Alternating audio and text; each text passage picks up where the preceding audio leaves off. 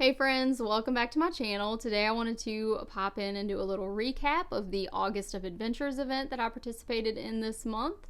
This was a read-along that was sponsored by Sean D. Standfast, Mark over at Book Time with Elvis, and I believe Richardson Reads.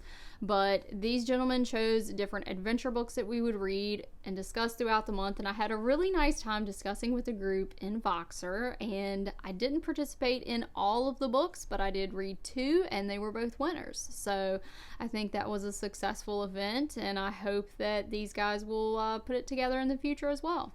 So the first book I read with the group was The Lost World by Sir Arthur Conan Doyle, and this book is pretty significant because it's really the beginning of that lost world concept.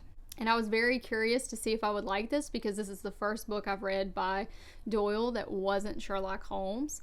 But we start out following this journalist character named Ed Malone, and he is in love with this lady named Gladys who pretty much rebuffs him and tells him that he is not man enough to have her hand, that he's kind of boring. He hasn't done anything heroic or manly or adventurous or dangerous, and that's kind of where it is when he meets Professor Challenger. Professor Challenger is pretty challenging. He is kind of rough and tumble for a professor. He will literally kick people out of his house. He's pretty arrogant, and he's making some fantastical claims. He claims to have found a lost world that is inhabited by prehistoric monsters and dinosaurs, and Ed Malone is tasked with getting the scoop from this professor. So that's how he ends up getting wrapped up in an expedition to the lost world to try to recover some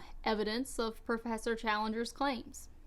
The characters in this book were very well done and distinct. I really enjoyed all of the characters. Of course, you've got Professor Challenger, Ed Malone, who's putting his life on the line out there for love and also for a story. You have the more straight-laced mainstream academic named Professor Summerlee. And then you also have Lord John Roxton, who he's kind of an adventurer by trade. He really thrives on danger. He's made for situations like this. So I really enjoyed the adventure part of this book, but it was kind of dark. There were parts where I could definitely feel the menace, and it wasn't just the creatures that I felt like we had to worry about in this adventure story.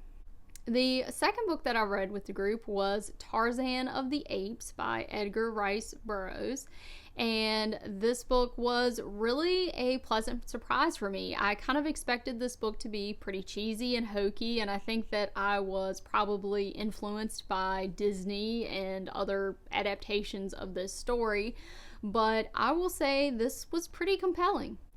The story was definitely more dark and violent than I expected, and again, I think I was kind of clouded by these, assumptions that I had about the story, but I enjoyed the culture that was revealed about the apes, and it didn't feel weird to me that the author is describing these animals and their interactions and their hierarchy. It really seemed relatable, and it was interesting to see how Tarzan is able to kind of carve out his place in the ape community.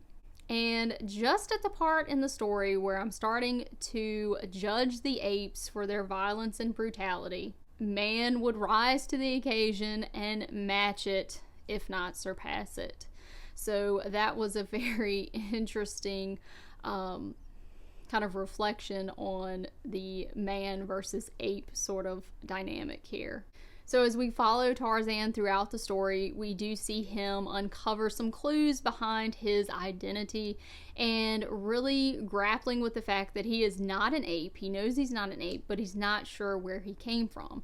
And as he starts to uncover things left behind in his parents' cabin on the island, he starts to talk about these little bugs or insects that he sees on the page, and what he's talking about are letters. So I thought that was kind of cool how he described the letters, and he does teach himself how to read, which one of the things that we discussed in the group was the absurdity of that whole idea that he was able to teach himself how to read and then this man taught him to speak French in essentially one afternoon. So that was kind of absurd, but I really enjoyed the story, and I kind of fell in love with the Tarzan character. I know there were some people in the group who talked about him being kind of a maniacal killer, and while he does, exact acts of violence in the book, I think he still maintains a sense of humanity, and that's definitely reflected in the story, especially when we see the entrance of Jane.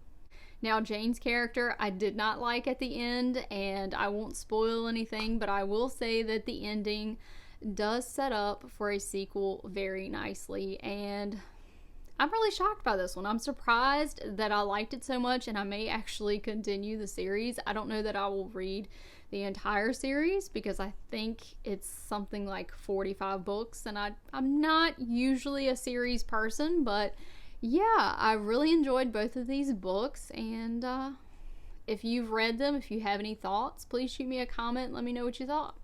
Hope you guys are having a spectacular day, and thank you for watching. I'll see you in the next one.